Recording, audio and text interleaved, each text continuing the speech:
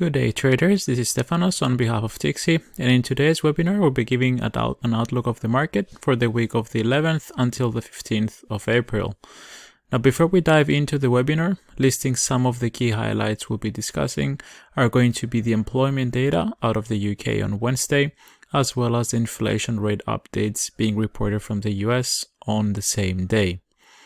As always, please know that all of the ideas discussed in this webinar are my own opinions and do not make up for any form of investment and trading advice, neither any recommendations to buy or sell. You should always do your own research and due diligence before buying or selling any securities, financial products, or instruments, and whether you use any kind of trading strategies.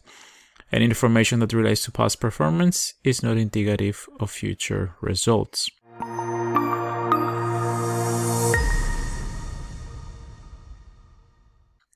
Now, kicking things off with stocks, Hewlett-Packard is going to be one of the stocks we're going to be discussing in today's outlook.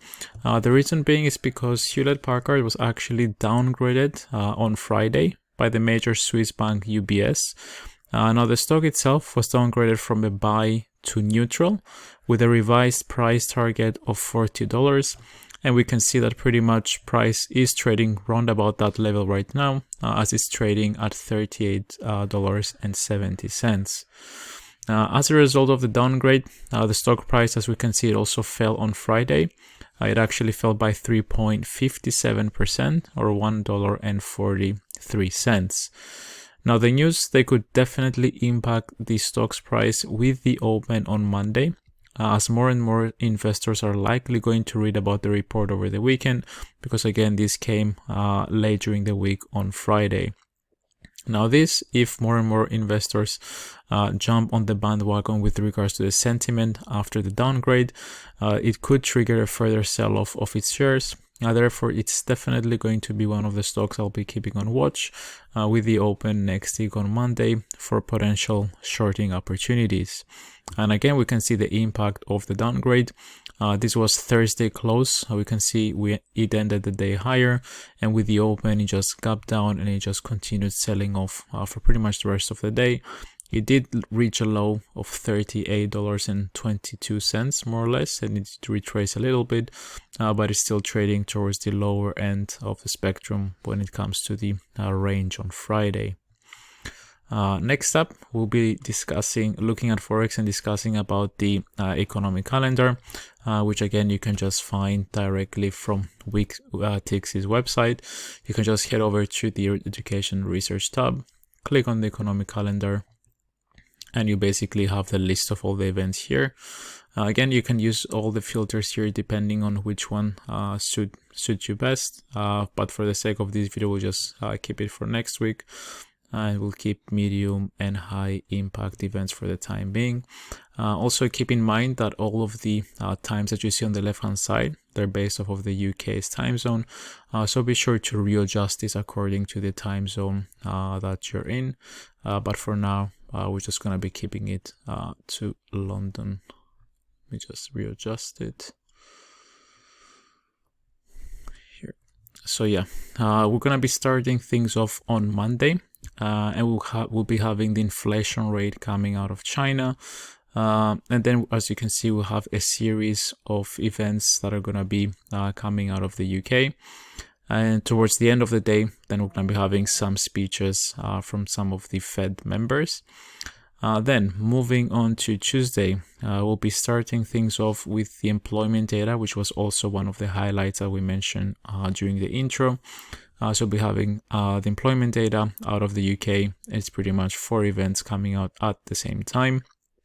At the same time, again, we'll have the inflation rate coming out of Germany as well. And if we look towards midday, we're also going to be having the highly anticipated inflation rate coming out of the US. Again, this was one of the highlights that we mentioned with regards to the intro. Again, you can also use all the tooltips here to your advantage, depending on the event you're looking at, to more or less gauge an idea of the volatility you can expect after a particular event is going to be released. Then moving on to Wednesday, again, you can see the day here. we'll be having 2 interest rate announcements. So we're going to have the interest rate decision coming out of New Zealand, where they're expected to increase the rates by 0.25%, as you can see with the previous figure and the forecast figure on this occasion. Now the second interest rate decision is going to be coming out of Canada. We can see it's going to be in the afternoon, again in UK time zone. And in between that event, we're going to have the inflation rate coming out of the UK. It's going to be in the morning, obviously UK time. We're also going to be having the trade balance figure coming out of China. So you can see that Wednesday is pretty much looking to be quite an action-packed day, but it doesn't really end there. If we look on Thursday, we're going to be having employment data coming out of Australia, and we're also going to be having yet another significant event, which is going to be the interest rate decision coming out of the Eurozone, and the rates are expected to remain unchanged at 0%. We also have the retail sales figure towards midday coming out of the US. And yeah, this pretty much sums up quite an action-packed week. On Friday, as you can see, we don't really have any important events. I don't think we need any more because, as you can see, up until Thursday, we're going to be having quite a flurry of events, of high-impact events that are going to be released. On Friday, we'll have the inflation rate coming out of France, which is, one of the events that could likely impact the euro slightly. And I say slightly because it's just coming out of France and it doesn't involve the whole of Eurozone, of course. Next up, we'll be switching back onto tixee's web trader. So we're going to be discussing about oil and gold.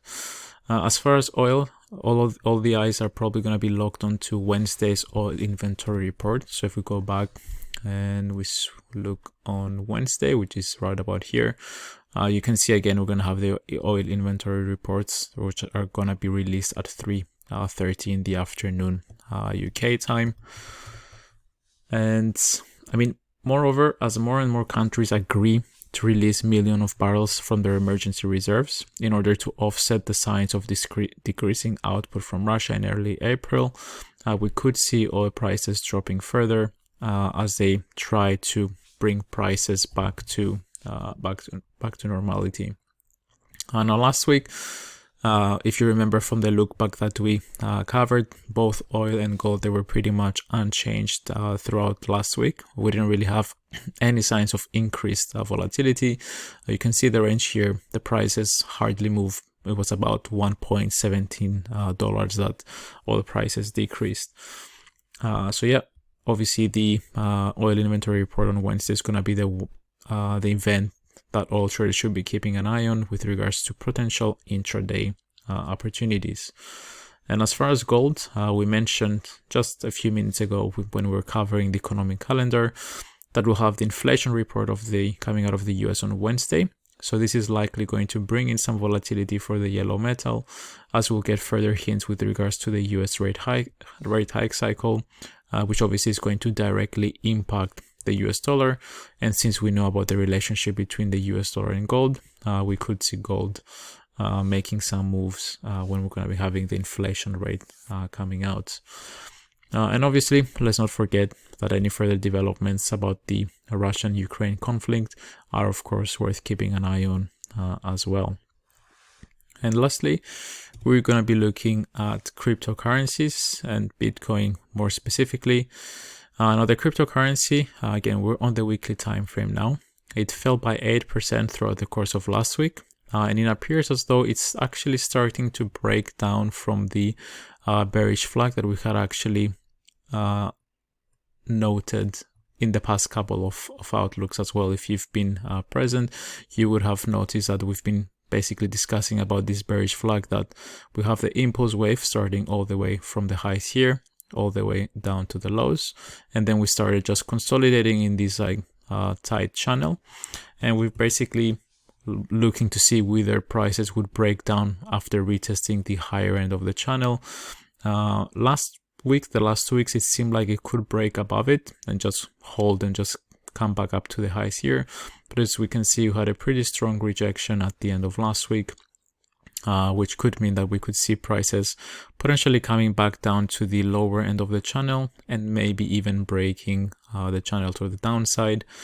Now, obviously, I marked down this zone right here, which is between the 29,000 mark and the 34,500.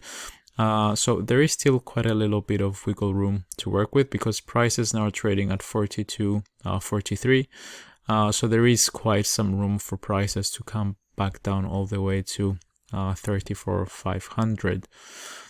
We also had a Benzinga report, which showed that the EU is increasingly cracking down on cryptos as part of the efforts to ensure that sanctions imposed on Russia are not going to be evaded by using assets such as Bitcoin and stablecoins. Now, what this means, it could very well fit into the narrative with the bearish flag pattern that we have here and act as a catalyst for the further downside. This article came, I think it was released yesterday, so you can already see. I mean, it's not obviously for certain that this is what triggered the sell-off, but it could very well be one of the reasons that we could get a continued sell-off with regards to Bitcoin. And yeah, there you have it. This as far as the outlook for next week's markets. I hope you enjoyed the video and you find it useful, and I'll catch you all in the next one. Until then, trade safe.